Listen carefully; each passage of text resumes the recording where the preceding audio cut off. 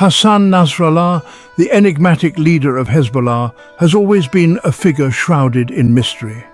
For decades, he operated from the shadows, his pronouncements echoing from bunkers and secret locations.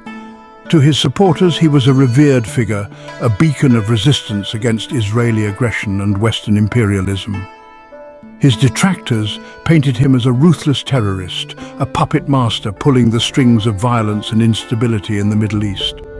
His life, a tapestry woven from threads of faith, conflict and political maneuvering, was abruptly cut short in 2024. His death, initially met with skepticism and denial, sent shockwaves through the region and beyond, leaving a void in the volatile landscape of Middle Eastern geopolitics. Nasrallah's journey began in 1960 amidst the poverty and simmering tensions of Beirut's southern suburbs. His family, devout Shia Muslims, had been displaced from their ancestral village in southern Lebanon. This early experience of dispossession and marginalization would profoundly shape his worldview. A bright and inquisitive child, Nasrallah pursued religious studies, drawn to the teachings of Islam and the fiery pronouncements of prominent Shia clerics. In 1976, he traveled to Iraq to further his education at the prestigious Shiite seminary in Najaf, a renowned center of Islamic scholarship. It was during this formative period that he encountered the revolutionary ideas of Ayatollah Ruhollah Khomeini, the exiled Iranian cleric who would soon lead the Islamic Revolution in Iran. The 1982 Israeli invasion of Lebanon and the subsequent occupation of the country's south proved to be a turning point in Nasrallah's life. The invasion and the harsh realities of occupation ignited a sense of urgency and resistance among the Lebanese people. He returned to Lebanon, joining a nascent resistance movement that would soon become Hezbollah, or the Party of God. This movement was born out of a collective desire to reclaim their land and sovereignty. Fueled by a potent mix of religious fervor and anti-Israeli sentiment, Hezbollah, with Iranian backing, launched a campaign of guerrilla warfare against Israeli forces and their allies. Their tactics were unconventional, relying on the element of surprise and intimate knowledge of the terrain. Nasrallah quickly rose through the ranks, his charisma, intelligence, and unwavering commitment to the cause earning him the respect of his comrades. His leadership style was both strategic and inspirational, motivating many to join the cause. He played a key role in establishing Hezbollah's social and political infrastructure, creating a network of services that included schools, hospitals, and welfare programs, transforming it from a guerrilla group into a powerful force with deep roots in Lebanese society. This transformation allowed Hezbollah to gain significant political influence, becoming a major player in the Lebanese political landscape. In 1992, Abbas al-Musawi, Hezbollah's leader, was assassinated by Israeli forces. The organization, still reeling from the loss of their leader, turned to the young and charismatic Nasrallah to guide them. He assumed leadership at a critical juncture. The Oslo Accords, signed in 1993, offered a glimmer of hope for peace in the region. However, Nasrallah remained deeply skeptical of Israel's intentions, vowing to continue the armed struggle until the complete liberation of Lebanese territory. He proved to be a shrewd tactician and a masterful strategist, adept at navigating the complex political landscape of Lebanon and exploiting the divisions within Israeli society. Section 5.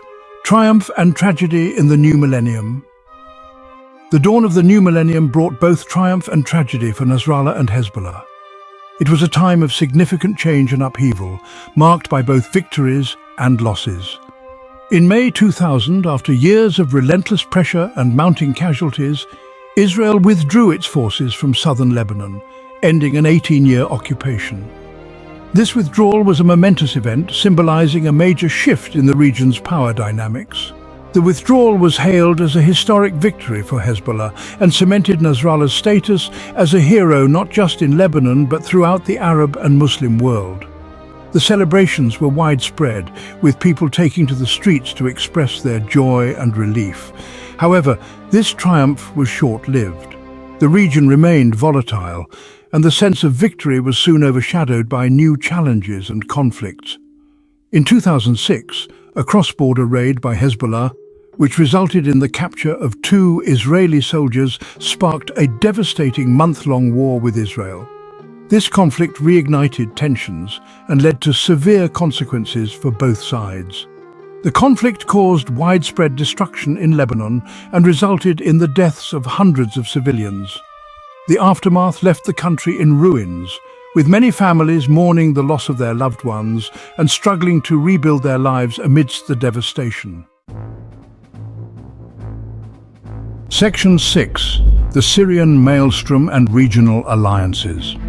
The outbreak of the Syrian civil war in 2011 presented Nasrallah with a new set of challenges and further solidified Hezbollah's role as a regional player.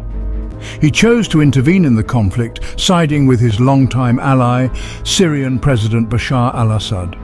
Hezbollah fighters proved to be a decisive force in bolstering the Syrian army and turning the tide against the rebels. However, Hezbollah's intervention in Syria came at a cost.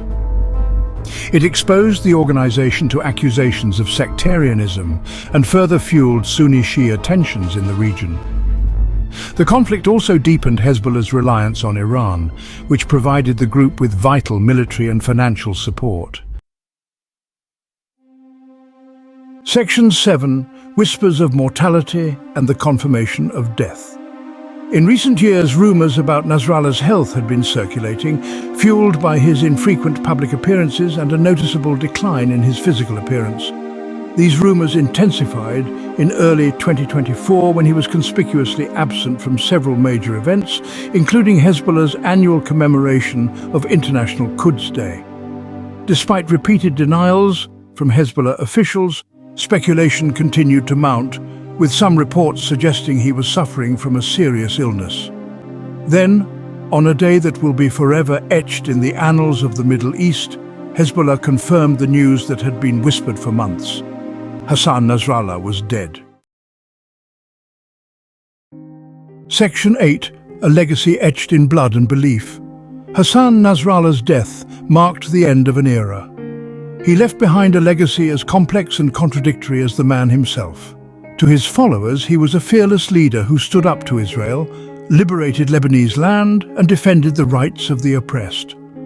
His eloquence, charisma, and unwavering commitment to the cause inspired millions across the Middle East and beyond. He was seen as a symbol of resistance against foreign interference and a champion of the marginalized. His ability to connect with ordinary people, to articulate their grievances and aspirations, cemented his status as a towering figure in contemporary Shia Islam. Section 9. The architect of resistance or a pawn in a larger game. Conversely, his detractors viewed him as a ruthless terrorist who dragged Lebanon into unnecessary wars and destabilized the region at the behest of his Iranian patrons. They pointed to the thousands of lives lost in conflicts fueled by Hezbollah's actions and the group's designation as a terrorist organization by many Western countries. They argued that his legacy was one of violence, division, and missed opportunities for peace. His close ties to Iran and Syria fueled accusations that Hezbollah was merely a proxy, a tool of Iranian foreign policy used to advance Tehran's regional ambitions. Section 10. The future of Hezbollah in a post-Nasrallah world. Nasrallah's death left a void at the helm of Hezbollah, raising questions about the organization's future direction. His leadership was pivotal and his absence creates uncertainty. Would it moderate its stance, seeking to play a more constructive role in Lebanese politics? This could mean engaging more with other political factions and focusing on social and economic issues. Or would it remain committed to the path of armed resistance, risking further conflict with Israel and entrenching regional divisions? This path could lead to more violence and instability in an already volatile region. The answers to these questions hold profound implications for the future of Lebanon, the Middle East, and the global fight against terrorism. The international community watches closely as Hezbollah's next moves could shift the balance of power in the region. One thing is certain: Hassan Nasrallah's shadow will continue to loom large over the region for years to come. His strategies and ideologies have left a lasting impact. His life and death serve as a stark reminder of the enduring power of faith, the enduring allure of resistance, and the intractable nature of the conflicts that continue to plague the Middle East. The legacy of Nasrallah and Hezbollah's future actions will shape the region's trajectory for generations.